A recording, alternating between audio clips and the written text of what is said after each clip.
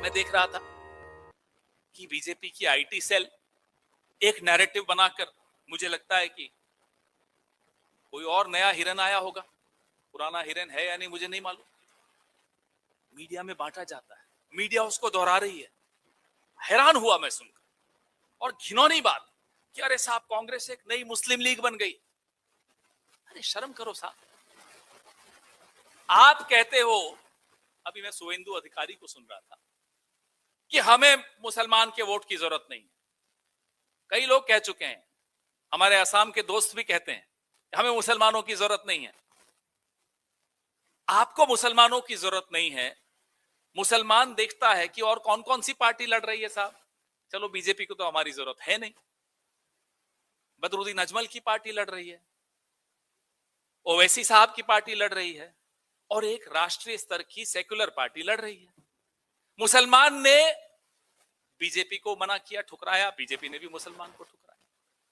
मुसलमान ने बीजेपी की तरह की जो तथाकथित मुस्लिम पार्टीज हैं उनको भी ठुकराया।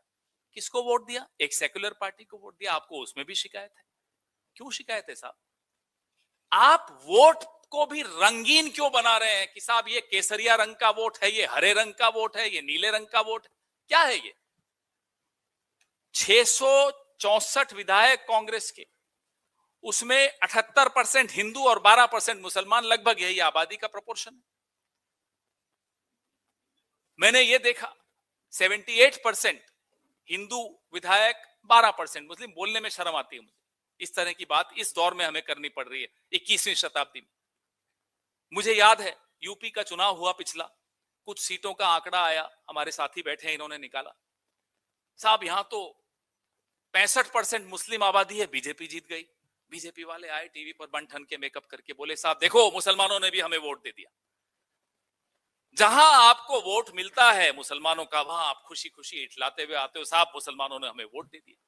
जहां आप खुद कहते हो हमें मुसलमानों का वोट नहीं चाहिए, वहां आप कहते हो देखो देखो कांग्रेस को वोट दे दिया मुसलमानों ने। ये संविधान की भाषा है क्या? इस तरह की राजनीतिक संस्कृति बाबा साहब अंबेडकर के संविधान में उसकी अनुमति है क्या? हम गलत कहते हैं जब हम कहते हैं कि ये संविधान बदलने को आतुर हैं, ये इंतजार कर रहे हैं कब ये संविधान बदल सके? क्या राहुल गांधी जब अपने हाथ में वो लाल किताब, वो लाल संविधान रखते हैं और बार बार दोहराते हैं, बार बार याद दिलाते हैं कि इनकी असली मंशा यही है, ये इनके इन कथनों में, इनकी इन टिप्पणियों में आपको नहीं समझ में आता? आबादी के हिसाब से कांग्रेस पार्टी ने आज से नहीं, पिछले 140 सालों के इतिहास में आबादी के हिसाब से सबको प्रतिनिधित्व दिया है। यही असली लोकतंत्र है, यही असली सेक्युलरिज्म है, यही असली नारा उन्होंने हमसे चुराया होगा, लेकिन असली सबका साथ सबका विकास यह है। शुभेंदु अधिकारी की कल की आप टिप्पणी सुन लीजिएगा। आप टारगेटेड तौर पे जहर उगलते हुए एक कौम के खिलाफ और उनके प्रतिनिधित्व को सीमित करने की कोशिश करते हो, जो आसाम में हुआ परिसीमन के दौरान, और फिर कहते हो कि देखो मुसलमान उनको वोट दे रहे हैं। खंजर आप चलाओ और मुसलमान उफ भी ना बोले, ये तो हम नहीं होने देंगे।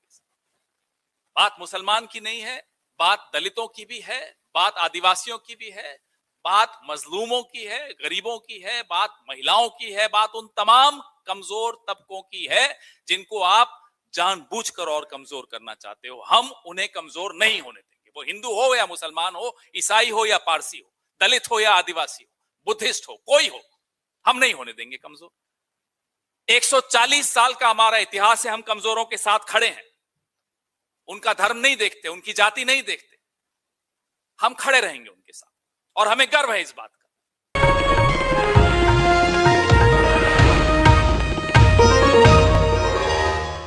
Copyright disclaimer under Section 107 of the Copyright Act 1976. Allowance is made for fair use for purposes such as criticism, comment, news reporting, scholarship, and research.